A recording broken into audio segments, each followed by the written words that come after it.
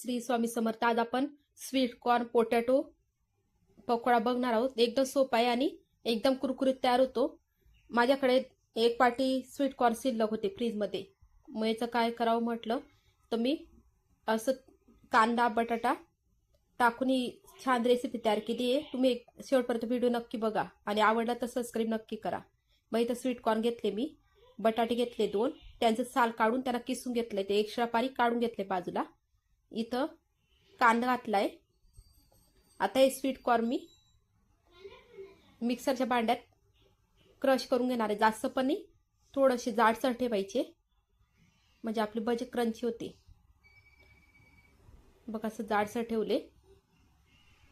आता एका भांड्यात मी काढून घेणार आहे.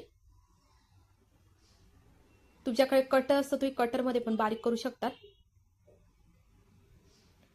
आता यात मी कांदा घालून घेते बारीक चिरलेला, बटाटा घालून घेतलाय किसलेला. त्याचं पाणी याच्यासाठी काढलं मी कारण पीठ एकदम ओलसर नको व्हायला. जे आपल्या पिठाची पाण्याची गरज पडेल ते आपण ते पाणी यात यूज करून घेऊ. बघा सर मिक्स करून घेतलं. आता अर्धी वाटी डाळीचं पीठ घालून घेतलं, 1 वाटी तांदळाचं पीठ आहे. तांदळाच्या पीठमुळे क्रंचीपणा छान येतो.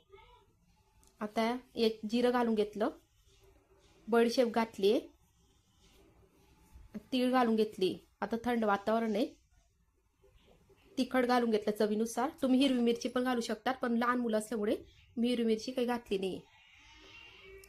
कलरसाठी हळद घातली, थोडीशी घाला. धने पावडर घातलंय. तुम्ही अद्रक लसूण पेस्ट असेल ती पण घालू शकतात. आणि चवीनुसार मीठ घालून घेतलं. आता याला छान मिक्स करून घेऊ. याचं छान घट्ट गोळा बनवून घेऊ. मला थोडी गरज वाटली होती तेव्हा मी यात थोडंसं आपलं बटाट्याचं जे शिल्लक पाणी होतं ते घातलंय. आता इथं कढई तापायला ठेवली आणि तेल टाकून घेते कढईत. बघा थोडंसं याच्यात टाकून बघू आपण तेल तापलंय की नाही.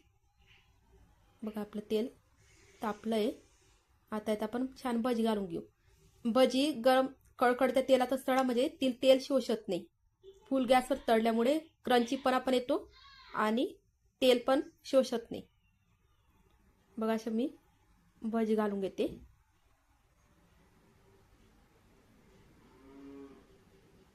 बघ मस्त असे आपले क्रंची पकोडे तयार झाले होते.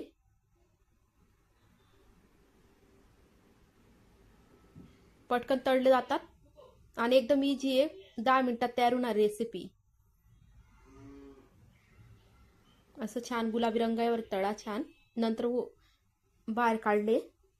त्याच्यानंतर बाहेर काढल्यानंतर थोडे लाल होतात ते गरम असल्यामुळे. आता मी दुसरी बॅच तळून घेते. अजून तेल छान तळून घेतल्याचं दुसरी बॅच काढून घेते. तेल पण कमी लागते भजींना.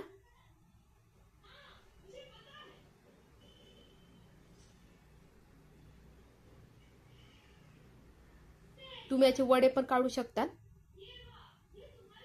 बघा आता हे पण मी बाहेर काढून घेते. छान तळले गेलेत आपले कुरकुरीत. बघा असे प्लेटमध्ये काढून घेतले.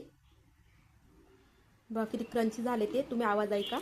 चला तर ही रेसिपी आवडली असेल तर व्हिडिओला लाईक करा, शेअर करा, कमेंट्स करा आणि चॅनलला सबस्क्राईब करायला विसरू नका. श्री स्वामी समर्थ.